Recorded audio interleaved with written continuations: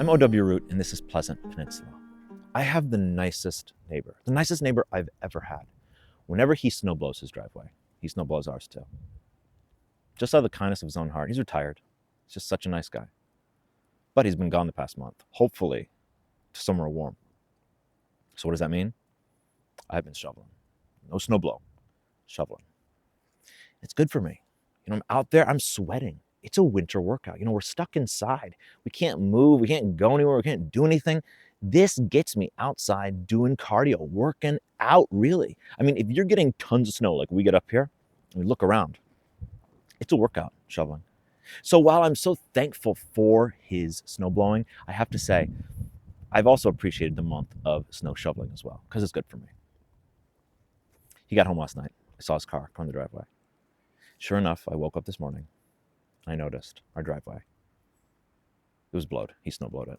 We didn't get much snow last night, just a few inches. But he was out there, helping us out, just being nice, blowing our driveway. Nicest neighbor I've ever had in my entire life.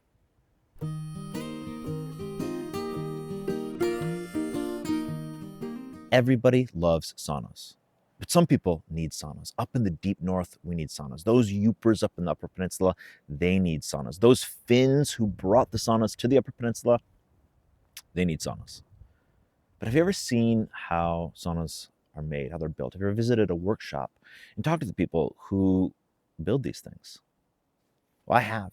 Just the other week, I went up to Engadine, Michigan. Do you know where Engadine is?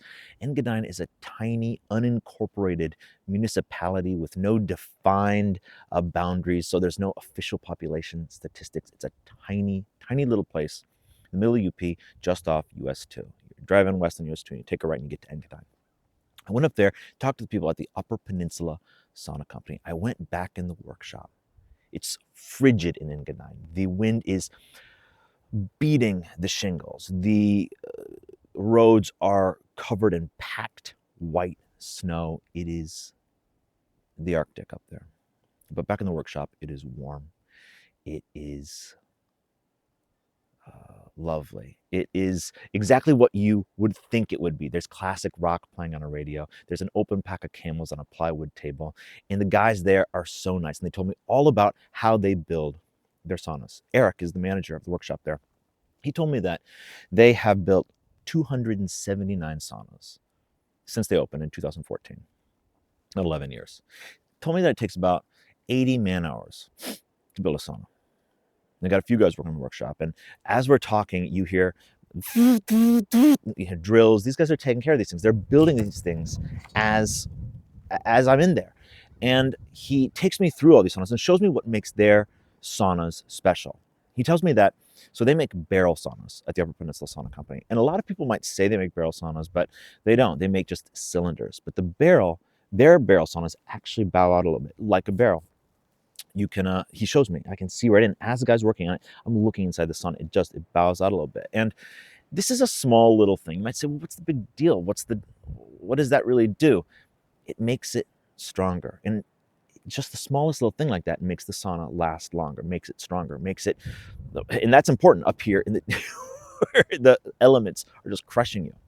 He says that over the past 11 years since they've been open, they've never had someone come back and need fixed or anything like that. So these saunas hold up. He also told me something so fascinating, and this is just so incredible. Their saunas are made of cedar, of course, and they get their cedar from Cedarville. And if you don't know where Cedarville is on the east side of the Upper Peninsula. You drive across the bridge, and instead of turning left and going west, you turn right, you go east. For some reason, we just don't go east very much, but Cedarville, there's a town over there called Cedarville, that's where they get their cedar from the UP. He tells me more about where they get their materials from. The rocks that they use, the stones they use in the sauna, come from the Sioux, Lake Superior granite, come from the Sioux up there. And I thought this was incredible. There's a real beautiful localism to this, a material localism, all the materials coming from the UP. But there's also something, and you got to go with me here, almost esoteric about this. Think about this. The UP is this harsh place, especially in the winter. And these things, stones and cedar, it doesn't really give you much comfort on their own when they're growing from the earth, from this harsh winter earth.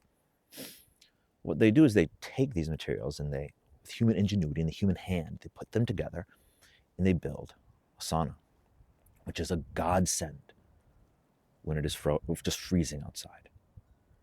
I thought there was something so beautiful about that. Something, again, it's poetic, it's esoteric. Man taking the earth, taking these raw materials from the earth, these unforgiving stone and cedar from the earth, and bringing it together into something that is the opposite of unforgiving, something that we need, something that makes us feel better, and that it is the Upper Peninsula incarnate. That's what I think is so cool about it. And their name, the Upper Peninsula Sauna Company, means multiple things. Yeah, it's in the Upper Peninsula, but these materials, the stone and the cedar themselves, they come from the Upper Peninsula, and their saunas themselves, in this deep poetic way, are the Upper Peninsula. I thought that was just absolutely beautiful.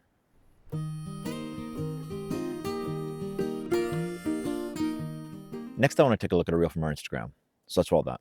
The luge track in Muskegon State Park is one of only 4 in the country. 2 of them are only for Olympic athletes. The other, located in Engadine up north, is the country's only natural track luge. If you want to luge as a layperson, you need to come to Michigan. I loved watching the luge event during the Winter Olympics as a kid. In my head, it was effortless and fun. Turns out, luging is pretty dang difficult. The 850-foot slide is the one track in the country kept frozen without artificial refrigeration. The park creates the icy track each winter when temperatures drop below freezing. Luging is like a mix between sledding and riding a roller coaster. Like a roller coaster, there are surprises around the corner and a weightless feeling on the way down. With all the fun and the fear, the first run was over in an instant, 22 seconds to be precise. A sign at the top of the track said that top speeds could reach 40 miles an hour. Olympians sliding for gold to clock in at around 90. Even on our second and third rounds, legs went everywhere, sleds careened. No one was qualifying for the Olympics, but we were having the time of our lives. Or you might wind up in jail. Luge. I've never been luging. And to be honest with you, I didn't even know we had luge tracks in Michigan. That's what I love about this reel. I learned something new. And we're so far away. We're watching news far away. We're learning about things far away that are far beyond our reach, that we neglect the things in our backyard. We don't even think about the things all around us. And we don't notice how many wild and interesting and fascinating and fun things there are to do in Michigan, even in the winter. And that's the other thing I love about this reel. It's in that tough time of the winter, February, where it can be hard to find stuff to do. You're getting kind of sick of winter. You're having a hard time making it through. You're just thinking about spring. Maybe I need to go luging. Maybe I need to go up there and break my neck heading down 40 miles per hour on one of these things. It's incredible. So many things for us to do. I'm O.W. Root for Michigan Enjoyer.